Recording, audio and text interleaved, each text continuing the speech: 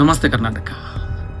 ನಮ್ಮ ದೇಶದ ಯುವಕರಲ್ಲಿ ಈ ಮತೀಯ ಚಿಂತನೆಗಳು ಅಥವಾ ಈ ಮತಾಂಧತೆಯ ಚಿಂತನೆಗಳು ಬಹಳ ಆಳವಾಗಿ ಬೇರೂರಿದಾಗ ಅದು ಈ ದೇಶಕ್ಕೆ ಎಷ್ಟು ಮಾರಕ ಅನ್ನೋದು ಇತ್ತೀಚಿನ ದಿನಗಳಲ್ಲಿ ಬೆಳಕಿಗೆ ಬಂದಿರುವಂತಹ ನಾಸಿಕ್ನ TCS ನಲ್ಲಿ ನಡೆದಂತ ಮತಾಂತರದ ಕರ್ಮಕಾಂಡದ ಈ ಒಂದು ಘಟನೆ ಇದೆಯಲ್ಲ, ನಿಜವಾಗ್ಲೂ ಇಡೀ ದೇಶಕ್ಕೆ ಇದೊಂದು ಮಾರಕವಾಗಿದೆ.